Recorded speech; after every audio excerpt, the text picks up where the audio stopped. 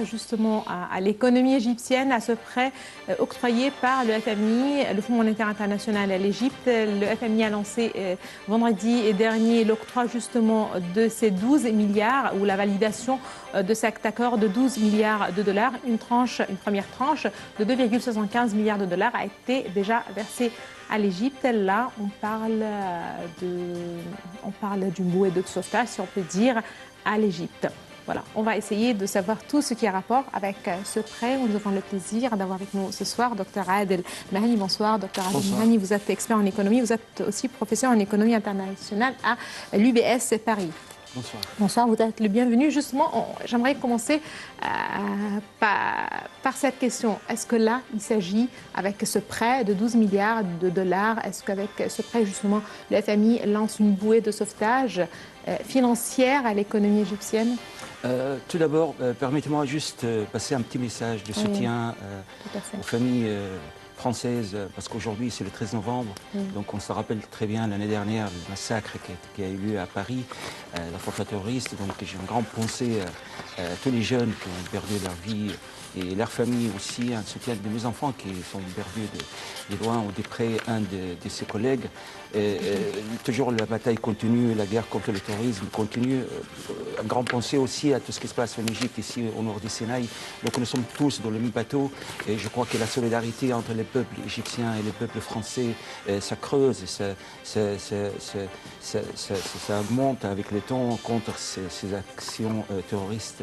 Et j'espère bien que les liens forts qui a été établi depuis 2-3 ans entre la France et l'Égypte restera et continue à s'accentuer, surtout pour la période à venir. Parce qu'en fait, nous sommes dans un monde très ambigu. Donc, on vit presque dans un état on perd de conscience en termes de point de vue économique. Tout ce qui se passe dans le monde aujourd'hui, ça ne donne pas vraiment une idée visible ni transparente concernant tout ce qui va se passer peut-être les années à venir. Donc, dans ce contexte, l'Égypte se trouve dans ce contexte de l'économie mondiale. Parlons de l'endettement, parlons des prêts du Fonds monétaire international. Et d'ailleurs, ce qu'elle a demandé l'Égypte aussi auprès de la bourse irlandaise, tout cela, ça nous invite en fait de regarder un peu l'analyse de deux côtés. Donc moi, je ne suis pas ici pour regarder en fait la moitié verte, la moitié vide de la coupe, mais je regarde d'abord au niveau d'endettement.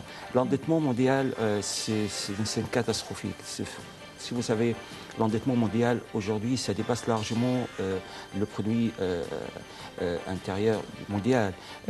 C'est-à-dire l'endettement du monde dépasse largement ce que produit ce monde. Donc il y a vraiment une catastrophe économique au niveau de ce sujet d'endettement.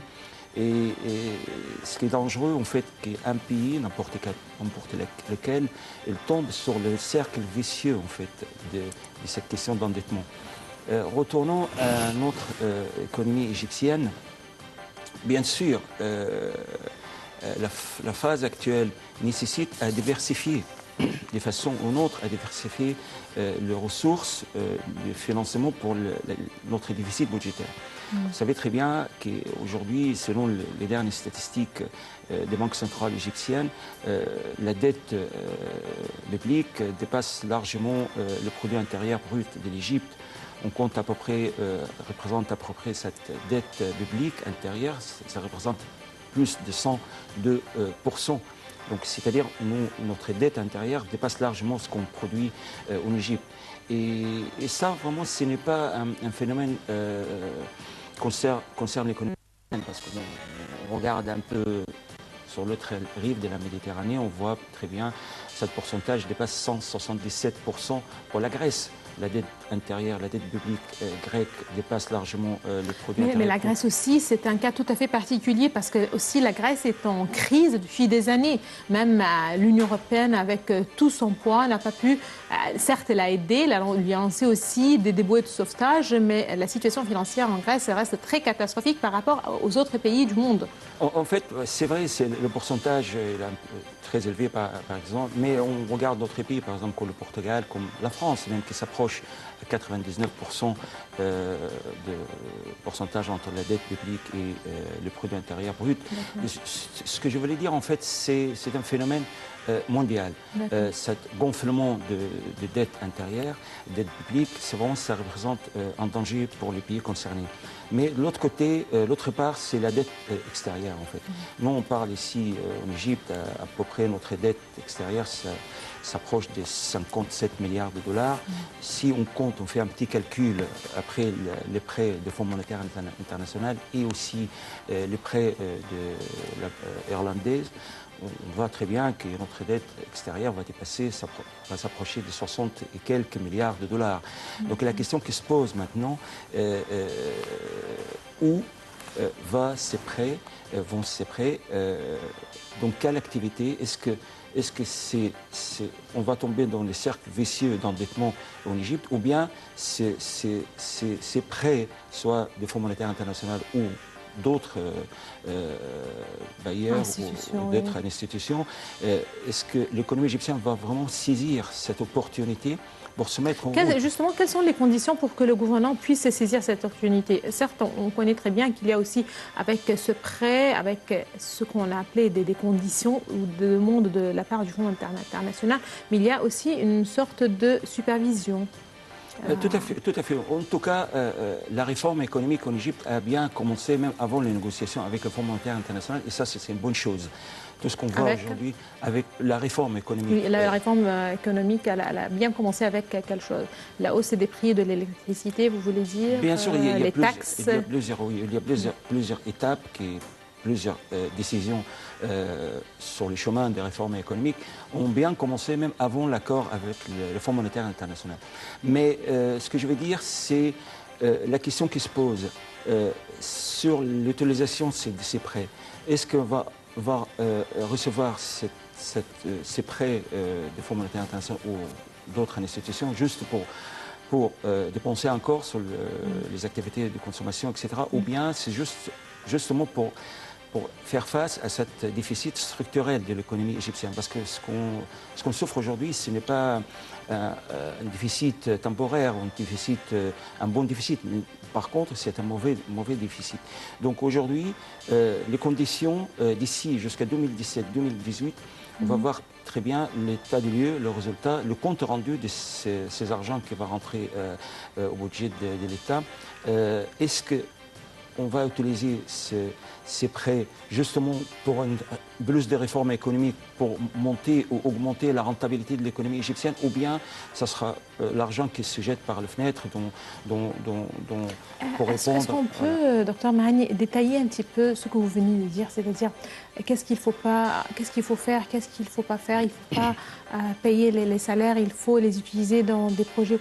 Comment est-ce qu'on peut justement expliquer ceci en des mots un peu plus simples ou plus clairs, si on peut dire? C'est plus clair. C'est-à-dire, quels sont les projets qu'il faut faire, qu'on doit justement lancer, dans combien de temps le revenu doit, quand est-ce qu'on peut voir les fruits, c'est-à-dire pour qu'on change un petit peu, parce que voilà, les économistes le disent, vous êtes un économiste, mais pour que le simple citoyen puisse justement savoir comment les choses se déroulent. C'est-à-dire, est-ce qu'on peut parler plus en détail, c'est-à-dire, ça ne doit pas aller par exemple, pour payer les salaires, ça doit aller dans des projets. Quels sont les projets, par exemple? Je donne un exemple. Tout à fait. Si on parle maintenant, ce type de prêt, en fait, ça serait une sorte d'investissement. C'est un investissement dans l'infrastructure, dans le projet. Prenons par exemple, c'est simple, le projet du canal de Suez, par exemple. Tout ce qui touche le développement des canaux de Suez, l'axe des canaux de Suez, c'est important.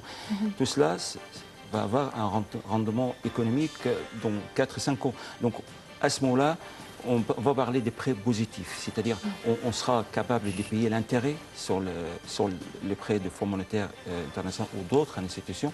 En même temps, on va donner un coup de boost pour notre économie. C'est ça, les projets sont énormes. Si on se concentre au moins dans la zone des canaux de Suez ou l'axe des canaux de Suez, ça serait une bonne chose. Il y a beaucoup de projets à investir et il y a beaucoup d'opportunités pour que ces prêts soient rentables d'ici encore 4 et 5 ans. Parce que tard aujourd'hui, on va rembourser ces dettes. Donc si on va utiliser ces dettes, par exemple, pour vous venez de citer le besoin de consommateurs, augmentation des salaires, etc. Ce n'est pas un usage productif des prêts. Mais par contre, je crois que le gouvernement égyptien et le responsable sont tout à fait conscients que ces prêts, ça sera vraiment pour relancer l'économie égyptienne. On a besoin d'investir, encore une fois, dans la zone du canal de Suez. Là, la porte est large ouverte pour bien utiliser ces formes de prêts pour effectivement que ce soit une sorte d'investissement avec certaines rentabilités d'ici 4-5 ans. Très bien. Les mesures qui devraient être prises parallèlement à ce prêt ont été jugées douloureuses par le chef de l'État même, par le gouvernement, par les économistes. Douloureuses pour qui? Pour les tranches sociales les plus vulnérables. Ou non pas seulement en fait les plus vulnérables, ou la plus vulnérable, aussi la tranche moyenne. Voilà. Comment est-ce que le gouvernement puisse justement faire pour résoudre un petit peu ce problème? C'est-à-dire, c'est un prêt jugé indispensable, des mesures parallèles aussi jugées indispensables justement pour relancer l'économie égyptienne, sinon on va rester dans ce cercle vicieux. Mais pour combien de temps? Et qu'est-ce qu'il faut justement faire pour protéger la classe sociale moyenne? En tout cas, je vous félicite parce que c'est la première fois que j'écoute l'expression classe moyenne. Parce que depuis la procédure ou depuis la réforme économique en Égypte, on a beaucoup parlé des classes de pauvres, les plus pauvres, voilà, les plus diminués. Mais il n'y a personne qui a cité la classe moyenne qui souffre. Parce que la classe moyenne, c'est indispensable pour l'équilibre de la société dans n'importe quel pays.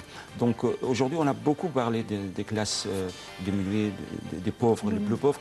Mais il faut aussi mettre en considération la situation des classes moyennes. Les classes moyennes, c'est important parce que c'est eux en fait qui réalisent cet équilibre entre la classe le plus riche et la classe le plus pauvre. Mais revenons à votre question. Ce qui est important, c'est rendre l'économie égyptienne productive. C'est la productivité qui compte.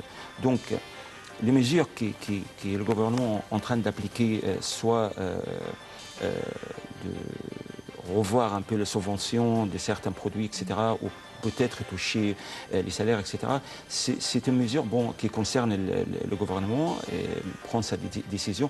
Mais le plus important, qu'on arrive à amener l'économie égyptienne à certaines situations de compétitivité internationale d'un côté, et de l'autre côté, rendre l'économie productive. Est-ce qu'en rendant justement, si vous me le permettez, est-ce qu'en rendant l'économie plus productive, est-ce que ça va baisser le taux d'échange? Par la suite, les citoyens ne vont pas en souffrir. Pourquoi je vous pose cette question? Parce que, par exemple, la protection destinée aux tranches sociales les plus vulnérables, ça est représenté avec peut-être des prix de denrées ou des produits alimentaires les plus principale, si on peut dire, on peut régler un petit peu les prix. Les tranches sociales les plus vulnérables ont besoin de où se loger, de quoi se nourrir, mais leurs dépenses ne sont pas énormes. Par contre, la classe sociale moyenne consacre la plus grande peut-être partie de ses revenus, par exemple, pour l'enseignement ou l'enseignement, des trucs un petit peu jugés aussi indispensables pour sa tranche sociale. Justement, leurs salaires ne vont pas augmenter, les revenus de cette tranche sociale ne vont pas augmenter, certainement. Leurs dépenses, certainement, vont augmenter d'une façon tout à fait... je ne sais pas comment dire, mais ça va augmenter considérablement. Aujourd'hui, avec une augmentation de la productivité de l'économie égyptienne, est-ce que aussi la classe moyenne va le ressentir, si ce n'est pas aujourd'hui, mais disons dans un an, dans un temps, dans 2 ans ou quelque chose pareil? Mais vous savez, ce qui est important pour moi, de mon point de vue, c'est-à-dire on produit plus et on consomme moins pour vivre mieux. C'est ça, en fait, la règle d'or, ce qu'on essaye de faire comprendre actuellement. Parce que, bon, une société qui n'est pas capable d'augmenter ses épargnes, donc c'est une société qui ne peut pas épargner, donc elle ne peut pas investir, donc ça sera le revenu consacré entièrement aux consommations. Donc il n'y aura pas de progrès. Donc pour la classe moyenne, si la classe moyenne essaie d'augmenter leur productivité, leur participation dans la société, produire plus, travailler plus, mais consommer moins. On peut maîtriser quand même la consommation. Oui. Bah, vous savez, vous avez une belle souris, mais c'est vrai. Mais si on regarde un peu les détails... Souris, pourquoi? Consommer moins, ça c'est faisable. Produire plus, ça c'est un petit peu...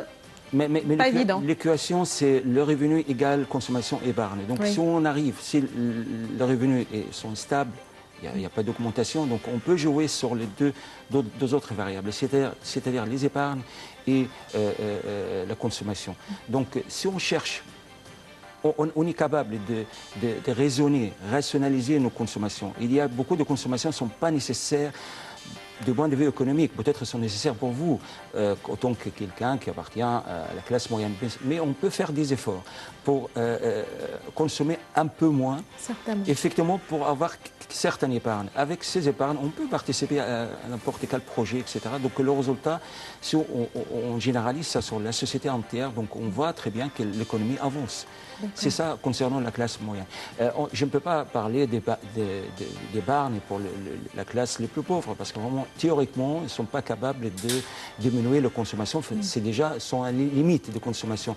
Donc on ne demande pas à la classe les plus pauvres de faire des efforts, des épargnes. Mais ce que je vois, j'espère que je ne me trompe pas, que la classe moyenne sont capables quand même de maîtriser leur consommation de façon ou d'une autre, pour augmenter leurs épargnes. Moi, je ne suis pas tout à fait d'accord. Peut-être pas. Je ne vais pas généraliser. Vous êtes économiste, tout ce que vous dites, c'est plutôt correct. Moi, je vais parler d'un point de vue un petit peu qui concerne les citoyens simples. C'est-à-dire, si le revenu d'une famille de la classe moyenne est 10 000 livres égyptiennes, 20 000 livres égyptiennes, 40 000 égyptiennes. Voilà, on consacre les 3/4 pour l'enseignement, parce qu'on n'a pas d'enseignement.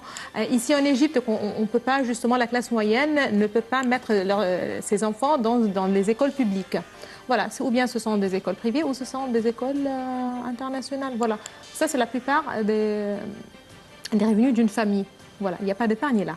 Voilà, tout ce qui reste, c'est-à-dire on ne va même plus justement faire cette épargne, mettre cette somme de côté, justement cette somme qui était consacrée, par exemple, il y en a ceux qui ont beaucoup de dépenses concernant, je ne sais pas comment dire, mais la santé, qui sont malades et voilà, et qui n'ont jamais recours à la sécurité sociale justement pour satisfaire leurs besoins en termes de santé. Voilà, là aussi, ils vont se retrouver face à des problèmes. Les prix du carburant, certes, c'est indispensable. On ne peut pas subventionner le prix du carburant pour la vie. Mais par contre, on n'a pas de moyens de transport. C'est-à-dire qu'en fin de compte, ils vont jusqu'à la fin utiliser leur véhicule privé. C'est-à-dire qu'il y a quelque chose qui ne va pas là. Mais écoutez, moi je ne cherche pas à être l'avocat des diables, mais en tout cas... Non, pas du tout. Vous expliquez, on essaye de poser les questions justement pour rassurer un petit peu les... Vous avez raison, vous avez donné peut-être quelques exemples d'une famille de classe moyenne qui gagnent à peu près... Quelle que soit la somme, en fait, je ne vais pas dire les 4 000 livres égyptiennes, voilà, je ne vais pas parler de ça. Mais vous avez parlé d'un point très important, c'est l'éducation des enfants. C'est une sorte d'investissement à long terme. Voilà, là, c'est quelque chose, on ne peut pas le toucher. Mais par contre, nous sommes tous éduqués dans une école publique. Voilà. Donc, nos enfants, maintenant, même dès la maternité, je vois, il y a des familles qui font un appel aux professeurs privés pour donner des cours privés à un gosse qui a 6-7 ans. Donc c'est quelque chose d'incroyable. Donc où est le rôle des pères, des mamans qui restent avec ses enfants pour éduquer ses enfants, pour donner des cours à ses enfants, pour épargner un peu 600 livres égyptiens ou 1000 livres égyptiens par mois. Donc il y a des efforts à faire. Il y a des efforts à faire. Parlons des transports. Moi, ça fait 4 mois, j'y suis au Caire. Moi, personnellement, je prends le transport public. Je prends les métros, je prends les bus. Mais vraiment, les bus sont vides. Je regarde devant moi, il n'y a que des voitures privées qui roulent dans la rue de Caire.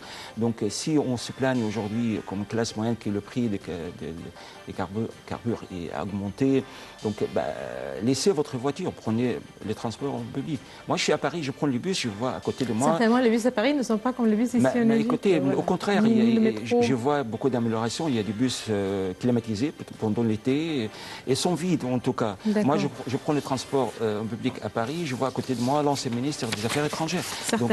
Donc il n'y a pas de photo. Donc mon message, ce n'est pas de mettre tout sur le dos. C'est-à-dire que c'est possible pour que cette tranche puisse justement dépasser cette période difficile avec un peu de logique peut-être.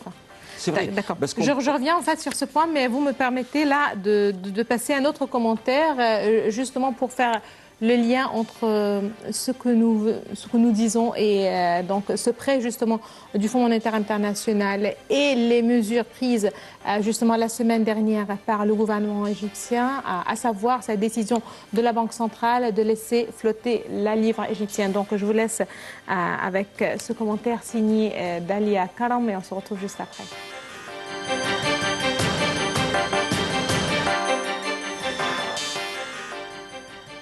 La Banque centrale d'Égypte a annoncé jeudi 3 novembre sa décision de laisser libérer la livre après l'avoir dévaluée de près de 48%. Selon Chris Jarvis, chef de mission du FMI au Caire, cette décision va améliorer la compétitivité extérieure de l'Égypte, soutenir les exportations, le tourisme et attirer l'investissement étranger. Les États-Unis, qui fournissent une aide militaire de 1,3 milliard de dollars par an au Caire, se sont félicités par la voix du département d'État d'une évolution positive pour améliorer le fonctionnement des marchés d'échange en Égypte et la reprise économique. La décision de la Banque centrale s'inscrit dans le cadre des réformes liées à l'obtention d'un prêt de 12 milliards de dollars sur 3 ans du FMI pour soutenir l'économie égyptienne. Les conditions de l'obtention du prêt incluent des réformes comme la réduction des subventions publiques allouées notamment à l'essence et à l'électricité et l'imposition d'une nouvelle taxe de la valeur ajoutée. Dans le cadre de cette politique d'austérité, le ministre du Pétrole a annoncé jeudi une forte hausse des prix du carburant à la pompe, jusque-là subventionné. Le litre d'essence à indice d'octane 80 passant de 1,6 livres à 2,35 livres, celui de Super 92 grimpant de 2,6 à 3,5 livres. Mais le gouverneur de la Banque centrale a précisé que le gouvernement allait continuer à subventionner certains produits alimentaires pour protéger les pauvres de la montée des prix. La Banque centrale a également annoncé une hausse de 3 points des taux d'intérêt à 14,75%. Elle a expliqué que la libéralisation du taux de change faisait partie d'un ensemble plus large des réformes qui assureront la stabilité macroéconomique. L'Égypte a vu ses réserves de dollars fondre ces dernières années à 19,6 milliards en septembre, soit 50% de moins qu'en 2011 avant la Révolution. Une grande partie de ces sommes a servi à soutenir la livre face aux billets verts avec des dévaluations occasionnelles. Mais la défense de la livre a contribué à la pénurie de dollars, affectant la capacité des importateurs à faire entrer dans le pays les matières premières ou les produits alimentaires de première nécessité. Le pays a dû faire face ces derniers mois à des pénuries de sucre, de riz, d'huile, de lait infantile ou encore de médicaments. Avec la mesure annoncée jeudi dernier, la Banque centrale espère réduire l'écart entre le taux de change officiel et celui du marché noir. Une problématique au cœur de la crise monétaire. Plusieurs dévaluations ont eu lieu précédemment, la dernière en mars, mais aucune n'a pu enrayer la pénurie de devises étrangères.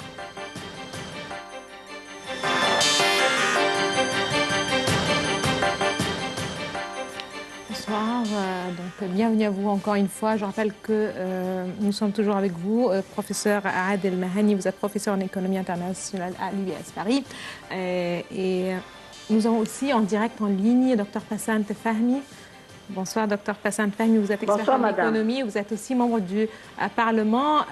Donc, j'aimerais savoir comment est-ce que vous jugez ce prêt du Fonds monétaire international. Enfin, le FMI a accordé à l'Égypte ce prêt et donc l'Égypte a déjà reçu ses 2,75 milliards de dollars. Il faut admettre que le gouvernement égyptien a préparé un plan pour corriger plusieurs problèmes qu'on avait, plusieurs problèmes sur le niveau macroéconomique qu'on avait et on a toujours sur le niveau de l'économie égyptienne.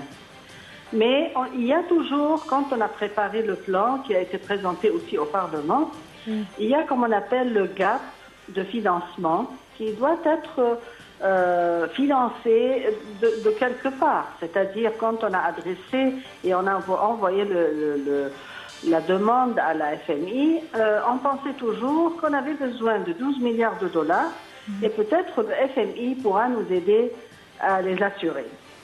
Et on a préparé un plan très précis qui va durer pour 4 ans. Et ce plan-là est supposé rectifier tous les problèmes qui existent sur le niveau macroéconomique dans le budget égyptien et l'économie égyptienne.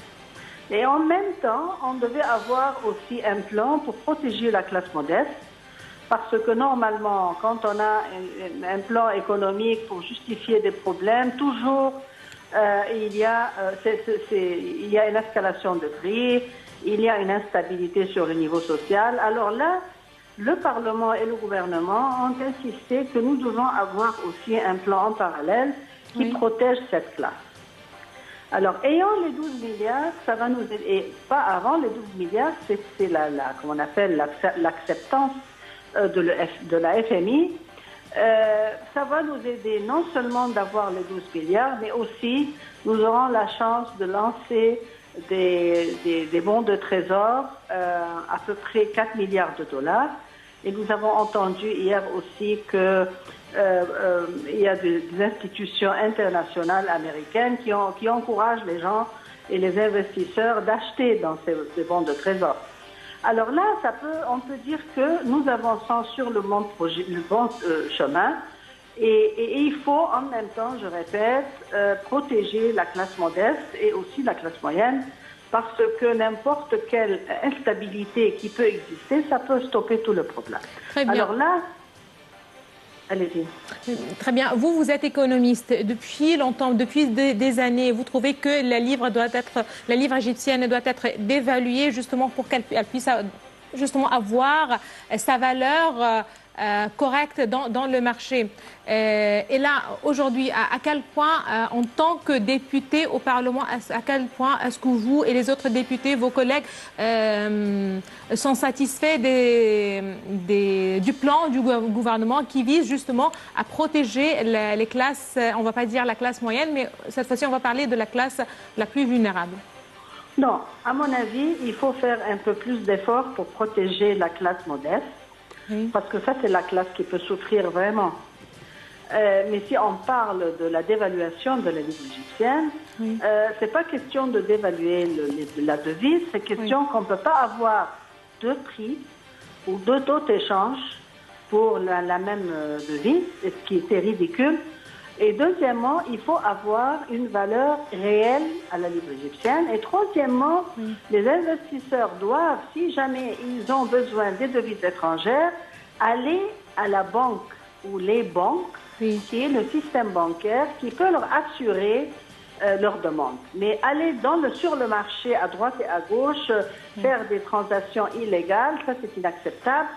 Et l'environnement d'investissement ne peut jamais accepter cette situation. Très bien. Alors là, la dévaluation était essentielle, non seulement pour avoir une valeur réelle, mais aussi pour ajuster le marché. Très bien. Aujourd'hui, quelle doit être la valeur réelle de la livre égyptienne? Pas aujourd'hui, mais peut-être lorsque ça va se stabiliser, lorsque les choses se calment. La valeur de n'importe quelle devise, c'est une réflexion de comment on appelle, la solidarité de l'économie. La solidité, oui.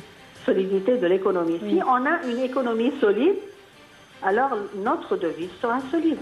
Certes. Mais si l'économie n'est pas solide, et ce qui est le cas ces jours-ci, bien sûr, on aura toujours une devise qui n'est pas vraiment, qui ne reflète pas vraiment ce qu'on veut. Mais ça va toujours refléter la réalité. Mais ces jours-ci, nous n'avons pas jusqu'à présent une économie solide et on doit travailler. Nous avons un plan très concret, très précis, que peut-être entre 3 et 5 ans, on peut vraiment avoir une devise où la livre égyptienne peut devenir plus, comme on appelle, solide. Très bien, on l'espère bien. Je vous remercie infiniment. Merci, Dr. Fassane Fahmy. Je rappelle que vous êtes expert en économie et vous êtes membre du Parlement. Je reviens vers vous donc pour poser la même question. Quelle est la valeur exacte de la livre égyptienne? Écoutez, nous on parle toujours, il y a quelques mois, sur la question des livres égyptiennes et la réforme qui était adoptée par la Banque centrale dans une forme de dévaluation administrée. Ce n'est pas une dévaluation au floating libre.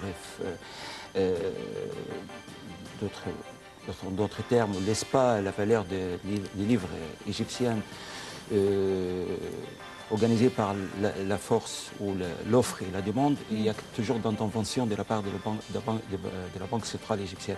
Mais on parle toujours de cette réforme économique, mais avant de réformer la monnaie égyptienne, il faut réformer l'économie égyptienne. Je suis tout à fait d'accord avec ma collègue que la monnaie reflète avant tout l'état de santé de l'économie. Mais en gardant un peu plus large, on voit très bien aujourd'hui, surtout après les élections américaines, on voit tout de suite une dévaluation de 3% des dollars vis-à-vis de l'euro. Et on attend encore une fois que la monnaie verte va perdre sa homogénéité autant que monnaie internationale. On parle de l'autre côté aussi l'apparition aujourd'hui de yuan, la monnaie chinoise, et des discussions avec l'Égypte actuellement, que ce soit à moyen de paiement international. Donc comment est-ce que vous trouvez cette mesure? On voit cette mesure qu'il y a une sorte de diversification des paiements internationaux. Donc le dollar ne restera pas comme avant. C'est-à-dire le dollar américain, ce ne sera pas la seule monnaie internationale de paiement. Donc par conséquent, il y aura moins de demandes sur le dollar. Donc il y aura d'autres monnaies comme le yuan par exemple, chinois. À quel point c'est profitable pour l'économie égyptienne, voilà. Mais tout d'abord, permettez-moi d'interrompre un petit peu pour dire que voilà, l'Égypte vient de marquer le deuxième but contre le Ghana. Donc en ce moment, on est à 2-0. Voilà, c'est le deuxième mi-temps. Il y a peut-être quelques 10 minutes de ce deuxième mi-temps. Voilà, on espère bien que l'Égypte continue sur ce même rythme. Voilà. On était sûr. On peut gagner, c'est-à-dire on peut gagner malgré les défis, malgré l'équipe de l'Égypte trouve toujours sa place pour arriver au mondial. Il y a beaucoup de difficultés, mais vous savez, il y a toujours d'espoir. La même chose de l'économie. On est dans un jeu et les jeux, ce n'est pas on perd le premier match, on est perdu. Donc il y a toujours l'espoir. Donc dans notre cas de l'économie égyptienne, parlons de dollars et des livres égyptiens, l'effet d'avoir certaines monnaies, d'autres monnaies qui rentrent dans les jeux contre le dollar, ça donne quoi? Ça donne, il y aura moins de demandes sur le dollar, donc par conséquent, la valeur du dollar va diminuer, donc par conséquent, la valeur des livres égyptiens va s'approcher, va se stabiliser. Donc moi, je suppose ici, dans quelques mois, ou peut-être à long terme, je parle l'année prochaine, il y aura quand même d'autres taux d'échange entre la livre égyptienne et le dollar. Et on en a besoin justement parce qu'on a beaucoup d'importations de la Chine, par exemple. Voilà. Par exemple. Pourquoi pas ne pas avoir... Et les économistes l'ont toujours en fait demandé, ils ont justement insisté sur ce fait pour que les échanges soient faits selon la monnaie, selon une autre devise outre que le dollar. En tout cas, ce n'est pas un cas unique, c'est-à-dire voilà. les échanges entre la Russie, par exemple, et la Chine, ça se passe dans les deux monnaies. Ils n'utilisent jamais le dollar. Donc, diversifier le moyen de paiement international, ça donne une chance pour la monnaie nationale pour trouver sa stabilité. Est-ce que c'est possible aussi pour l'euro, puisque aussi l'Union européenne est notre premier peut-être partenaire économique? Est-ce que c'est possible aussi de le faire en euros lorsqu'on parle des échanges entre l'Égypte et ses partenaires dans l'Union européenne? Mais l'essentiel, nous, on voit où on travaille avec qui, on commerce avec qui. On voit très bien que la plupart de nos importations, ça vient de la part de la Chine et aussi de la part de l'Union européenne. Donc à ce moment-là, on va se concentrer sur les deux monnaies, c'est-à-dire l'euro et le yuan chinois. Très bien. En ce moment de crise, si on peut dire, à quel point est-ce que vous trouvez que le gouvernement égyptien suit le bon chemin? C'est-à-dire, vous avez mentionné les projets de l'axe du canal de Suez. Ces appels lancés à plusieurs reprises par le chef de l'État, par le gouvernement, par les investisseurs même égyptiens, les hommes d'affaires à l'étranger, de venir s'investir ici en Égypte ou avoir des projets ici en Égypte, les investissements étrangers. Voilà, très récemment, on a entendu aussi parler, insister sur la loi de l'investissement, sur l'investissement. Donc, une seule fenêtre.